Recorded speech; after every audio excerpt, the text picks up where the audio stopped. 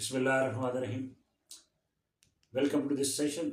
This session is important for the students and the candidates who are appearing in different exams basically, चाहे वो school का exams हो, college का, university का और तमाम competitions के एग्ज़ाम्स उसमें they are asked to write on some topic, paragraph और essay उसको develop करना, उसको लिखना, and this is a great challenge for them. आज हम उसकी कुछ टेक्निक्स और स्टेप्स को लर्न करेंगे. I hope so you will get some very important points to improve your essay writing और पैराग्राफ राइटिंग.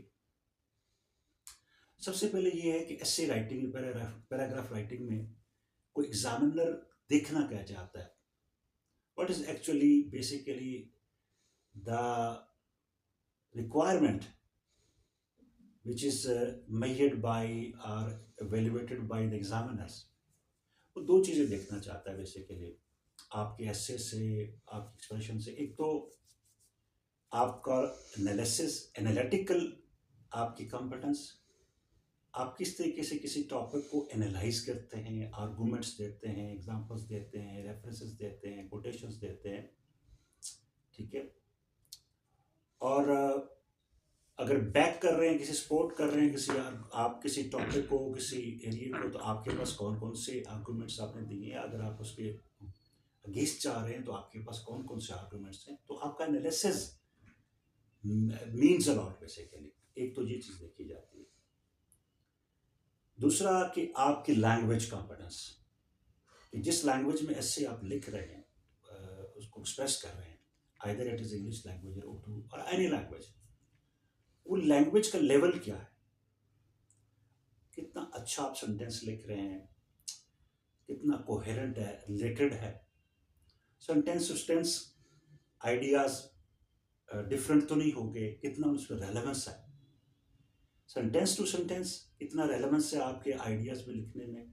और पैराग्राफ टू पैराग्राफ कितना आप लिंक कर पा रहे हैं उस टॉपिक के मुताबिक अपने आइडियाज को.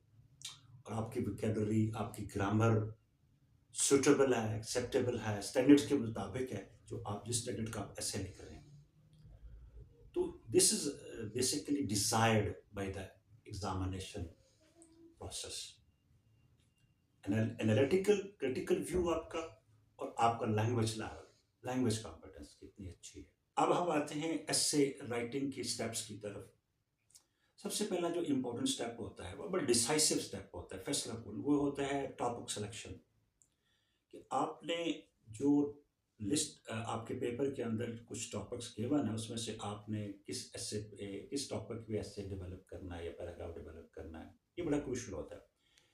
अब टॉपिक सिलेक्शन कैसे होती है, उसका उसका कुछ क्राइटेरिया जहन में होना चाहिए. एक तो ऐसा टॉपिक सिलेक्ट नहीं करना चाहिए जो कंट्रोवर्शियल हो, जिस पे जो है ना वो डिफरेंट क्रिटिकल व्यूज़ हैं लोगों के, और उसमें बहुत वेरिएशंस हैं. स्मूथ टॉपिक लेना चाहिए जो अंडरस्टैंडेबल हो और एक्सेप्टेबल हो for everybody. That is very important. ठीक है. किसी के बारे में ग्रज या वो जो है अनरेस्ट ना हो, या किसी के बारे में पर्सनलाइज ना हो. जनरलाइज और एक्सेप्टेबल जो एरिया है, टॉपिक है, उसको लेना चाहिए. सेकेंडली, ऐसा टॉपिक नहीं लेना चाहिए जिसके अंदर जो बहुत ज़्यादा साइंटिफिक हो, जिसमें टर्मिनोलॉजी ज़्यादा हो और बड़ा लिमिटेड रेंज का हो. यानी it overall what is basic criteria जो समझ में आता है कि एक तो स्मूथ हो, एक्सेप्टेबल हो सबके माइंड्स के मुताबिक, और दूसरा ये है कि आपके पास उसकी मैक्सिमम इंफॉर्मेशन हो, मैक्सिमम मटेरियल हो, रेफरेंसेस हो, आर्ग्यूमेंट्स हो. तो ये आपने थोड़ा सा टाइम लेना होता है. जब टॉपिक्स की लिस्ट आपके सामने आती है तो आप उसका एनालिसिस कर लें, ब्रेनस्टॉर्मिंग कर लें कि most acceptable topic with clear informations, arguments, जो जहन में जिस टॉपिक के बारे में मैक्सिमम आ रही हों, और उसमें कोई कॉम्प्लिकेशंस आपको नज़र ना आ रही हों, उस टॉपिक को आप सिलेक्ट करें. टॉपिक सिलेक्शन के बाद जो सेकंड फेज है वो ये है कि आपको उस टॉपिक के बारे में फिर आपने आउटलाइंस डेवलप करनी है। डायरेक्ट लिखना नहीं शुरू कर देना, नॉट एट ऑल। उस टॉपिक के तमाम एरियाज को जहन में ला के एक एक सेंटेंस या मोर देन वन सेंटेंस, जो मेन पॉइंट्स आपके जहन में आते हैं, वो आप पेपर के ऊपर पूरे पेज के ऊपर आउटलाइंस बनाए, हेडिंग दे आउटलाइंस, और एक लाइन के ऊपर एक आउटलाइन, बीच में एक लाइन ब्लैंक छोड़ दें, दूसरे पे दूसरी आउटलाइन, तीसरे पे तीसरी आउटलाइन। इस तरह बीच में एक एक लाइन का गैप छोड़ के ना अपनी 10 या 12 या अप टू 15 आउटलाइंस अपने मेन उस टॉपिक की डेवलप करें, उस पर थोड़ा टाइम दें। मैं कहता हूँ टॉपिक सिलेक्शन के प्रोसेस में और आउटलाइन डेवलप करने में जो जो जो माइंड्स जो हैं, जो लोग जो हैं, वो ज़्यादा फोकस्ड काम कर लेते हैं, फिर एस्से राइटिंग जो लिखने का प्रोसेस है, दैट बिकम्स मोर इजी। वो आपकी ग्रिप में आ जाता है। आपने सिर्फ आउटलाइंस को ऊपर आगे एक्सप्लेन करना है, आई मीन टू से। तो इसलिए ये जो फेज है, ये स्टेप है टॉपिक सिलेक्शन का और उसके मुताबिक आउटलाइंस डेवलप करने का, ये सबसे ज़्यादा इम्पोर्टेंट है। इसको फोकस करें, इस पर कंसंट्रेट करें, थोड़ा टाइम दें। उसके बाद नेक्स्ट आता है, इसके बाद बिल्कुल जुड़ा हुआ बड़ा इंपॉर्टेंट एस्पेक्ट ऑफ फेज, वो है ग्रामर सिलेक्शन। वो पहले से डिसाइड होनी चाहिए। आउटलाइंस डिफाइन होगी, अब ग्रामर की सिलेक्शन भी डिफाइन हो जानी चाहिए। वो कैसे होगी? वो आप आउटलाइंस की जो इंफॉर्मेशन हैं उनको जहन में रख के जज करें, इनको ये प्रेजेंट में ज़्यादा सूटेबल है लिखना, इनको पास्ट में ये इंफॉर्मेशन सूटेबल है, ज़्यादा एक्सेप्टेड है, या फ्यूचर वाला ये सारी इंफॉर्मेशन लिंक करती हैं। इसको इतना डिसाइड करना मुश्किल नहीं होता, नॉट एट ऑल। लेकिन ये decision, once again I repeat, कि ये डिसीजन पहले होना चाहिए और क्लियर होना चाहिए, ताकि वो सारे आउटलाइंस को एक्सप्लेन आपने उसी में करना होता है, उसी ग्रामर में, उसी सेंटेंस में करना होता है, ताकि आपकी ग्रामर बिल्कुल जिसे कहते हैं ब्लाइंडली यूज ना हो। अगर ग्रामर ब्लाइंडली यूज हुई है तो बेशक आप 2-3 पेज लिखते, तो वो उसका मैसेज या इंप्रेशन बिल्कुल नेगेटिव जाएगा, आप मार्क्स कैरी नहीं कर सकेंगे। अब थोड़ी सी हेल्प यहाँ मैं देना चाहता हूँ कि अगर सपोज प्रेजेंट में इंफॉर्मेशन, ज़्यादातर प्रेजेंट में जो है ना वो इंफॉर्मेशन को एक्सप्रेस किया जाता है, तो प्रेजेंट का जो ग्रामर पैकेज है या ग्रामर ऑप्शंस हैं वो आपके पास क्लियर होने चाहिए। वो भी मुश्किल नहीं है। आप सब्जेक्ट के बाद फर्स्ट फॉर्म को यूज़ करें, आपकी प्रेजेंट है। आप सब्जेक्ट के बाद इज आर एम को यूज़ करें, आपका प्रेजेंट कन्फर्म है। आप सब्जेक्ट के बाद हैज़ हैव को यूज़ करें, आपका प्रेजेंट कन्फर्म है। तो आपके पास ये कुछ एटलीस्ट ये 3 ऑप्शंस जो हैं you can use very freely. तो इनको वेरिएशंस के साथ, कभी हैज़ के साथ, कभी इज आर एम के साथ, कभी फर्स्ट फॉर्म के साथ सेंटेंस बनाते जाए। आपका प्रेजेंट है, आप प्रेजेंट में लिख रहे हो, ठीक है, you must be sure about this. अगर पास्ट में है तो बिल्कुल इसके ऑपोजिट चले जाएं, सब्जेक्ट के बाद आप सेकेंड फॉर्म लगाएं, आपका पास्ट है, मोर और अबाउट इट। अब सब्जेक्ट के बाद वाज वर के साथ सेंटेंस बना दें, आपका पास्ट है। आप सब्जेक्ट के बाद हैड यूज करें, इट इज योर पास्ट। तो ग्रामर की भी एक, इसे कहते हैं रेसिपी और शॉर्टकट, अगर अंडरस्टैंडिंग में आ जाए तो इट्स ऑलमोस्ट क्लियर। फ्यूचर में लिखना है तो सब्जेक्ट के बाद विल शैल को यूज करें, इट इज योर फ्यूचर। तो ये बेस ग्रामर की भी बड़ी मैच्योर आपके जहन में होनी चाहिए। और जैसे मैंने आपको गाइड किया है कि आउटलाइंस के बाद ग्रामर का डिसीजन एक ही टेंस यूज करना है, प्रेजेंट ही या पास्ट ही या फ्यूचर, या कॉम्बिनेशंस में जाना है इंफॉर्मेशन को एक्सप्रेस करते हुए।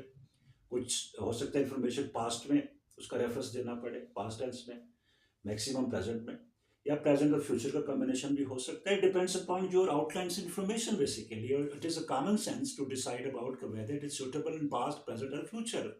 उसके मुताबिक अपने टेंस जो आपके साथ मैंने ऑप्शन शेयर किए हैं, तीनों ग्रामर ऑप्शंस, उसके मुताबिक अपने सेंटेंस कंस्ट्रक्ट करें। तीसरा जो इम्पोर्टेंट पॉइंट ये है कि आप जो है रेलेवेंट रहे। जैसे मैंने शुरू में भी कहा कि सेंटेंस टू सेंटेंस आपकी इंफॉर्मेशन रेलेवेंट हो। एक पॉइंट के हो सकते हैं आपके 5 सेंटेंस हैं, तो आप देखिए वो 5 सेंटेंस आप उसी पॉइंट के बारे में कंस्ट्रक्ट हो सकता है एक पैराग्राफ में आपने 3 पॉइंट एक्सप्रेस किए हैं, ठीक है, तो तीनों के जो सपोर्टिंग सेंटेंसेस हैं, सपोज मैं कहता हूं कि pollution is dangerous for human life, ये एक सेंटेंस। अब इसके सपोर्टिंग 3-4 सेंटेंस आपने लिखने हैं, ठीक है, ठीक है। It is dangerous for health, it is dangerous for environment, ठीक है।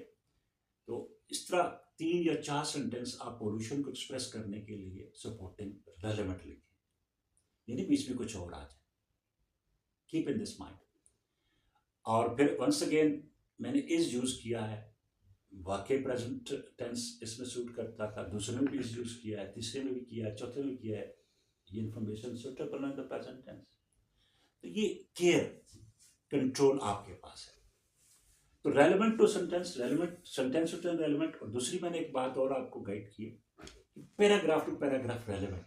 मेन जो आपका एरिया है टॉपिक, उसका जो उसके आउटलाइंस बनी हैं, उसके मुताबिक सीक्वेंस के तहत सीक्वेंस बना के कि पहले कौन सी आउटलाइन आनी चाहिए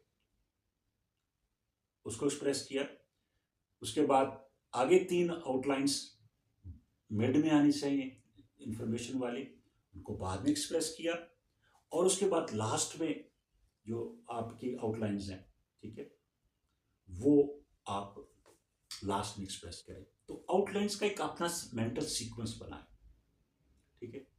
और एक और चीज थोड़ी सी, आपको मैंने आउटलाइंस में एक लाइन ड्रॉप करवाई छोड़ी, इसलिए कि बाज दफा बाद में भी कुछ चीज इंफॉर्मेशन जेन में आ जाती है, तो वो आपके बीच में फिलअप हो,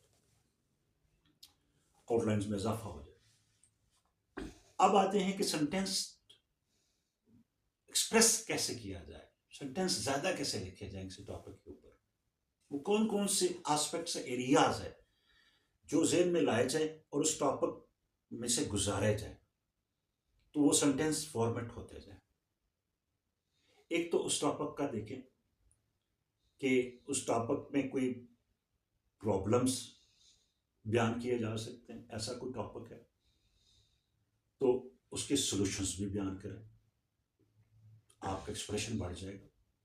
अब सॉल्यूशन कैसे, जो आप फर्ज करें आपने 5 प्रॉब्लम्स उसके एक्सप्रेस किए, ठीक है, सोशल मीडिया के 5 प्रॉब्लम्स हैं, ठीक है, आपने एक्सप्रेस किए। अब सॉल्यूशन कैसे बनाए जाते हैं, उसी प्रॉब्लम्स को पॉजिटिव एक्सप्रेस कर दें, वो आपके सॉल्यूशन बन जाए,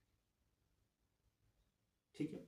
इसी तरीके से बास टॉपिक्स के अंदर किसी एस्पेक्ट के एडवांटेजेस बयान किए जाते हैं, उसके डिसएडवांटेज बयान किए जाते हैं, मेरिट्स बयान किए जाते हैं, डीमेरिट्स बयान किए जाते हैं, और मेरिट्स फवायद जो हैं, पॉजिटिव जो एस्पेक्ट्स हैं, उन्हीं का नेगेटिव करेंगे तो डिसएडवांटेज डीमेरिट बन जाएंगे। तो इस तरीके से आपका एक्सप्रेशन बैंक जिसे कहते हैं बन सकता है, बन जाता है। फिर एक 2-3 चीजें और बड़ी इंपॉर्टेंट होती हैं टॉपिक एक्सप्रेशन के अंदर, टॉपिक को अच्छा बनाने के लिए, कि आप टॉपिक जो कि लाइफ रिलेटेड होता है, तो उस एरिया की, उस टॉपिक की आपकी लाइफ में क्या इंपॉर्टेंस है, सिग्निफिकेंस है, कितना अहम है वो एस्पेक्ट जो है। जैसे कंप्यूटर एजुकेशन पे फर्स्ट का टॉपिक है, तो कंप्यूटर एजुकेशन हमारी लाइफ में कितनी इंपॉर्टेंट है, सिग्निफिकेंस है, उसको लाइफ की रेफरेंस से एक्सप्रेस करें, इसमें हमारी लाइफ के अंदर कितनी अहमियत है। उसके बाद जैसे इसकी अहमियत है कि आप कंप्यूटर की एप्लीकेशन अब चूंकि एवरीवेयर इज देयर, तो आपका नॉलेज कंप्यूटर का अगर होगा तो definitely you are acceptable in every department, और आप एक अच्छा रोल प्ले कर सकते हैं एज इंडिविजुअल। अच्छा, इसी कंप्यूटर एजुकेशन को फिर आप नेशनल लेवल पे, उस टॉपिक को फिर नेशनल लेवल पे देखें कि नेशनल लेवल पे इस टॉपिक की क्या अहमियत है, इंपॉर्टेंस है, सिग्निफिकेंस है, रेलेवेंस है।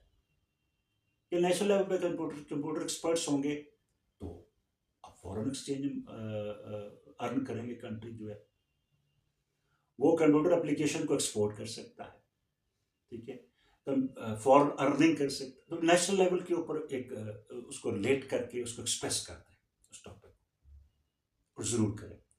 उसके बाद यानी उसके फ़ायदे नुकसान क्या हैं किसी भी टॉपिक के। इसी तरीके से इंटरनेशनल लेवल पे कंप्यूटर एजुकेशन कोई भी टॉपिक है उसको लिंक करें, अगर उसका लिंक बनता है, और बनता है हर टॉपिक का इंडिविजुअल लेवल पे, पर्सनल लेवल पे क्या रोल है, सिग्निफिकेंस है, क्या प्रॉज एंड कॉन्स है उसके, नेशनल लेवल पे क्या है उसके प्रॉज एंड कॉन्स, और इंटरनेशनल लेवल पे क्या है प्रॉज एंड कॉन्स। ये हर टॉपिक के ऑलमोस्ट बनते हैं 90%। और अगर जहन में ये एक क्राइटेरिया हो, कसौटी हो कि मैंने उसके जो है प्रॉब्लम और सॉल्यूशंस हैं तो वो उसको एक्सप्रेस करना है, मैंने मेरिट डिमेरिट पे जाना है, देखना है कि नहीं है, या मैंने एडवांटेज डिसएडवांटेज देखना है कि नहीं है, उनको एक्सप्रेस करना है। और मैंने फिर इंडिविजुअल लाइफ के ऊपर उसके क्या असरात हैं, पॉजिटिव नेगेटिव, नेशनल लेवल पे क्या पॉजिटिव नेशनल रोल है, असरात हैं, एस्पेक्ट्स हैं इसके, और इंटरनेशनल लेवल पे इसकी क्या लिंकेज बनती है, ये मैंने एक्सप्रेस करती है। तो ये कुछ ऐसी चीज़ें हैं कि किसी भी टॉपिक को इनमें से गुजारा जाए, टच किया जाए, तो आपके पास एक मटेरियल डेवलप हो जाता है जहन के अंदर, आप उस पर फिर बात कर सकते हैं, ठीक है। और ये एक फैसिलिटी है, ये एक आपके लिए टिप है कि आप इस तरीके से टॉपिक को इनमें से पास ऑन करें, और आपको सेंटेंसेस मिलते जाएंगे, एक्सप्रेशन मिलता जाएगा, मटेरियल मिलता जाएगा, जहन में आता जाएगा, ठीक है। तो इस तरीके से आपने वो इसके अलावा टॉपिक को थोड़ा और इम्पैक्ट क्रिएट करने के लिए, इफेक्टिव बनाने के लिए जो है टॉपिक के अंदर, अगर उस टॉपिक के रिलेटेड कुछ स्टैटिस्टिक्स हैं, डाटा है, उसका रेफरेंस दें, इतने परसेंटेज ये हो रहा है, इतने परसेंटेज नहीं हो रहा, ठीक है, ये इस ईयर में हुआ है, ये इस ईयर में हुआ है, ठीक है। तो डाटा जो है, उसका रेलेवेंट डाटा जो है वो सॉर्ट आउट जेन में करें, ठीक है। ये आउटलाइन इसलिए बनाई जाती है, तो उसके अंदर डाटे का रेफरेंस दें, वो इम्पैक्ट क्रिएट करता है, वो लॉजिकल बनाता है बात, ठीक है, वो बड़ा इंपॉर्टेंट होता है।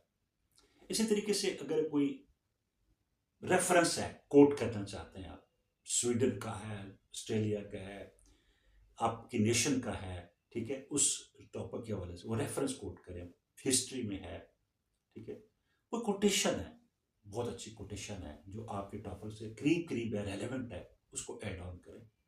तो आप थिंक करेंगे इन चीज़ों के ऊपर, तो आपके जहन में ये चीज़ें रेलेवेंट आना शुरू होंगी, और आप उसको रेफरेंस के अंदर लाएं।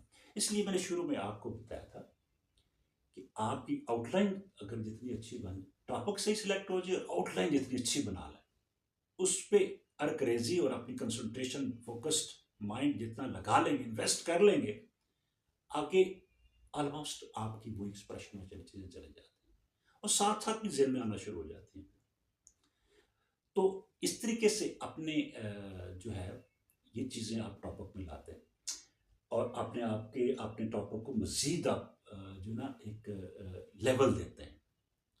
इसके बाद आपने पैराग्राफ नंबर 1 लिखना है, उसका लिखना शुरू करना है, ठीक है। ये सारी चीज़ें आउटलाइन में डेवलप करने के बाद, ज़हन में लाने के बाद, ब्रेनस्टॉर्मिंग, पहले पैराग्राफ के अंदर पहला पैराग्राफ बड़ा इंप्रेसिव होना चाहिए, वो बड़ा हाईलाइटेड होना चाहिए, कि उसके अंदर आपने, जैसे कहते हैं एक कहकशा, एक ग्लिम्पसेस ऑफ ऑल आउटलाइंस की, सेंटेंस टू सेंटेंस एक आपने नेटवर्क क्रिएट करके उस टॉपिक के बारे में डेवलप करना है। यानी ऑलमोस्ट आपका पूरी आउटलाइन का इम्पैक्ट उसके अंदर नजर आना चाहिए, सो दैट कि एक पूरा पैराग्राफ पढ़ने से ही एक जो आपका एग्जामिनर है, आपको समझ आ जाए, उसको समझ आ जाए तो नेक्स्ट आगे क्या आने वाला है।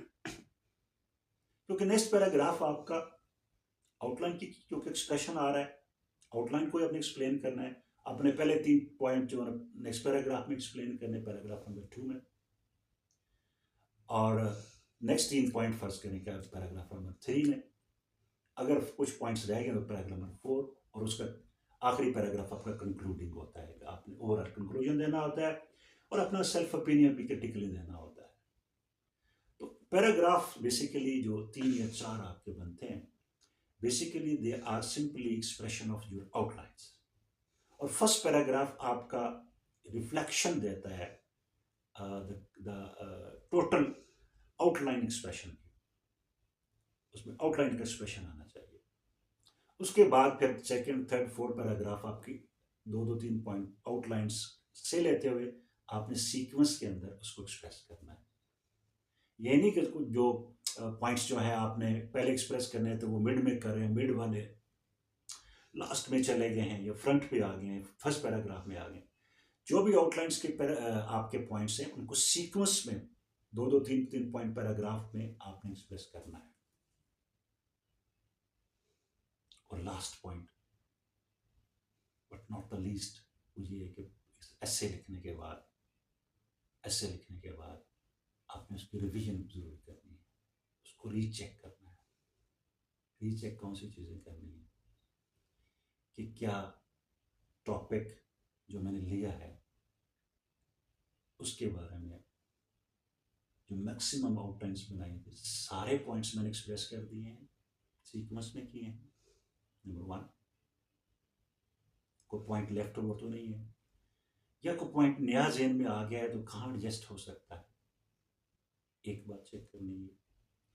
दूसरा ये कि आपने देखना है कि रेलेवेंट मैंने लिखा है, सेंटेंस टू सेंटेंस ठीक, आई वेंट राइट, और paragraph to paragraph I went right in the sequence, ये देख लें। और सेकंड वेरी इंपॉर्टेंट थिंग, जो मेरी ग्रामर सिलेक्शन थी, शुरू में मैंने जो प्लान किया था कि ये सारा टॉपिक ऑलमोस्ट इस ग्रामर, इस लैंग्वेज में जाएगा, प्रेजेंट, पास्ट या फ्यूचर या इन दो में जाएगा, तो मैंने सेंटेंस देखना है, दोबारा रीचेक करना है मैंने अपने पूरे एस्से को, पैराग्राफ को, कि मेरी ग्रामर उसके मुताबिक, is it according to this, कहीं मिस्टेक तो नहीं,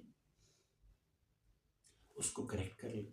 you have the time to do so, उसको देख लें दोबारा से, बजाय कि एग्जामिनर के हाथ में जाए वो क्रॉस लगाए, ठीक है। और कोशिश करें कि आपका पेपर, आपका एस्से वक्त से पहले 5, 10, 15, 20 मिनट पहले एंड हो, क्लोज हो, सो दैट कि आप उसको टाइम दे सकें रिवीजन का। और रिवीजन में बहुत सारी चीज़ें जो है ना, आप उसको कवर कर सकते हैं पॉजिटिवली। तो इस तरीके से आप एक एस्से डेवलप कर सकते हैं, लेकिन ये चीज़ आएगी आपको प्रैक्टिस के साथ। डू द प्रैक्टिस, एस्से लेके इन स्टेप्स के मुताबिक, इस गाइडेंस के मुताबिक डू द प्रैक्टिस, और शेयर करें अपने फ्रेंड्स के साथ, अपने मेंटोर्स के साथ, अपने इंस्ट्रक्टर्स के साथ, टीचर्स के साथ, और उससे भी फर्दर गाइडलाइन दें। तो I think lot of things are explained, and I hope so you can apply these things to express, to write a good impressive essay. Thank you so much and stay blessed.